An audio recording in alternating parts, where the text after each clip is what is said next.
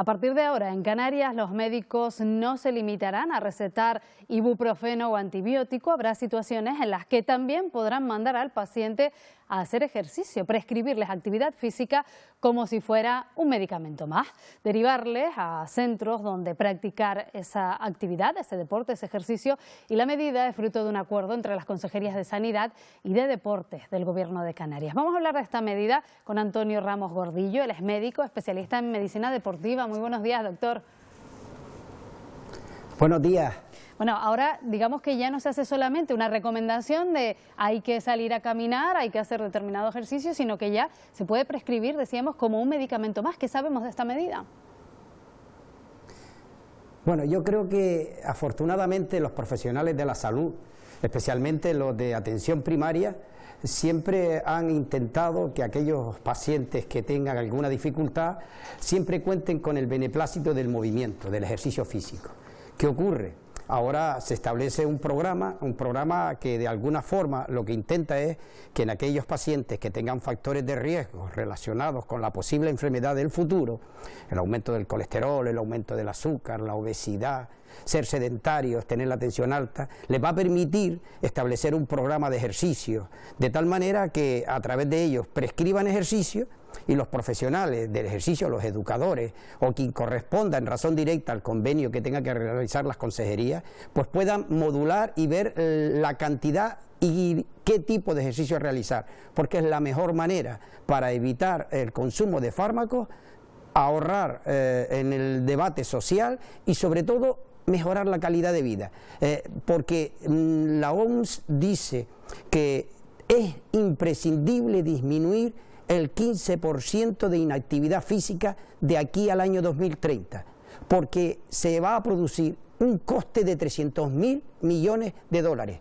Imagínese usted lo importante que es prescribir ejercicio físico para que eso no ocurra y poderlo emplear en otras necesidades sociales que tan a la luz tenemos y que tan necesario es en estos momentos su utilización.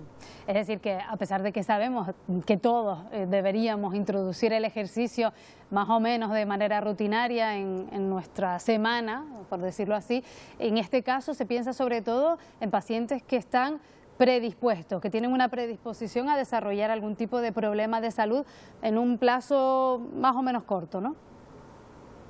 Correcto, y yo creo que esto también se basa en esa necesidad de que el paciente lo necesite y el médico se lo prescriba y se lo indique. Usted sabe que el profesional sanitario, especialmente el de atención primaria, tiene una gran relación con sus pacientes y en ese conocimiento, sabiendo en ese seguimiento que se hace, sobre todo cuando no se está enfermo, pero se tienen unos parámetros que pueden conducir a generar en un momento determinado una enfermedad, disminuir esos parámetros que llamamos factores de riesgo, lo que va a ser posible es que mejore su calidad de vida.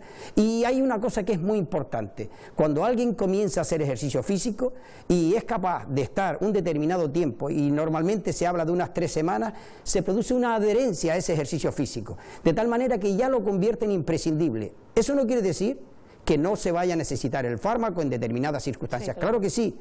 Y en aquellas patologías serán los profesionales de la salud los que tengan que controlar.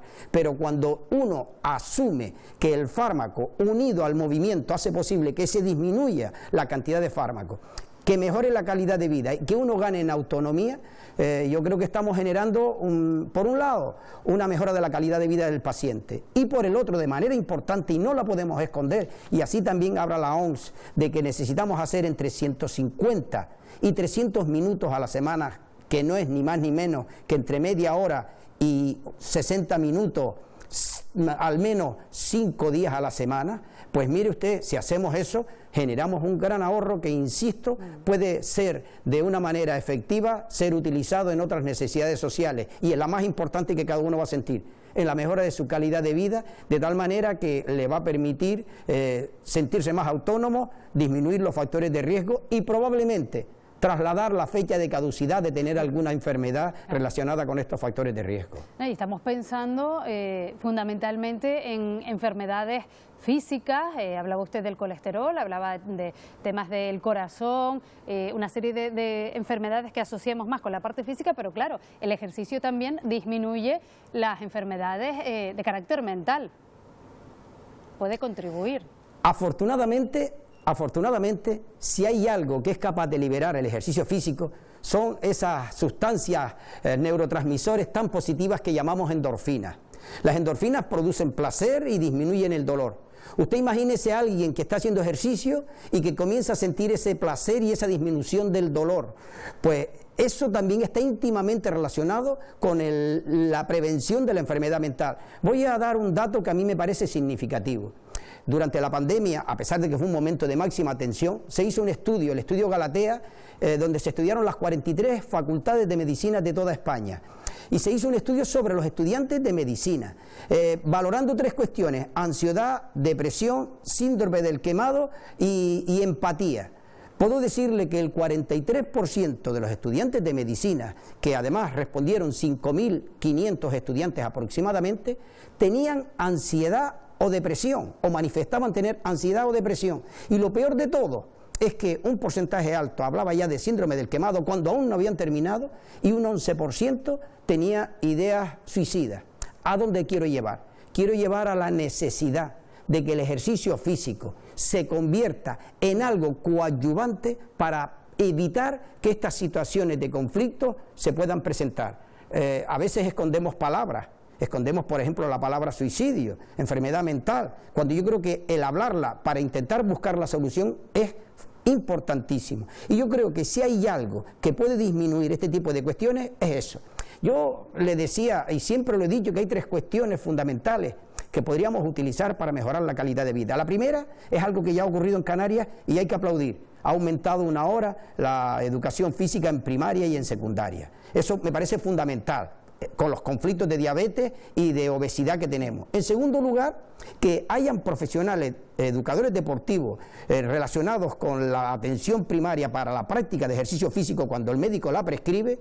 Y en tercer lugar, salir a la calle acompañados con amigos o con amigas para ser capaz de trasladar los problemas que uno tiene en esa conversación diaria y sentirse mejor para evitar que la ansiedad y que la depresión sean un lastre para la vida diaria, que en estos tiempos que todo el mundo camina tan rápido se pudiera presentar. Y además, referido a ese último punto al que usted hace referencia, ese compartir con amigos también ese espacio, ese paseo, el clima nos ayuda aquí en Canarias, tenemos un tiempo envidiable. De hecho, en España pues somos uno de los países de la Unión Europea donde más ejercicio se hace, pero claro, un 52% de la población se calcula que practica ese ejercicio con cierta rutina, con cierta asiduidad. ¿Cuál diría usted, por la experiencia que tiene, que es el mayor obstáculo para la práctica de ese ejercicio frecuente? Yo creo que normalmente estamos siempre buscando excusas, y las excusas no existen cuando de la salud se trata. Y el debate es lo que siempre digo de Henri Becke. Henri Becke decía que la libertad y la salud se parecen.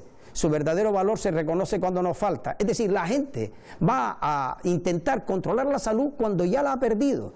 Por eso la necesidad tan importante de generar programas donde los propios médicos de atención primaria, los propios educadores deportivos y un compromiso de las instituciones, llámense las más cercanas, ayuntamientos o cabildo, pues generen programas de práctica de ejercicio físico saludable para evitar este tipo de cuestiones. Yo aseguro que aquel que está 21 días caminando va a sufrir esa adherencia positiva del ejercicio, pero hay que hacerlo. Por eso en esos primeros días, que es la de máxima dificultad para poderlo enganchar positivamente en este sentido con respecto al ejercicio físico, es el tiempo que nosotros podríamos necesitar para obtener ese efecto positivo. Entonces, uno tiene que sentirse de alguna forma motivado para esa cuestión y además inducido en el buen sentido de que tanto el médico como en los programas, en los ayuntamientos o aquellos que generen el cabildo,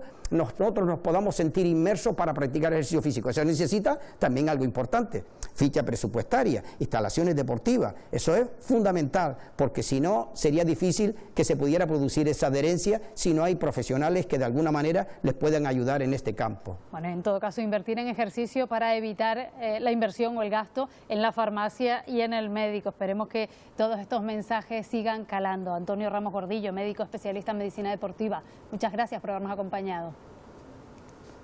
Muy buenos días, y ya saben, en la mañana se presenta favorable para comenzar a caminar. Buenos días. Buenos días.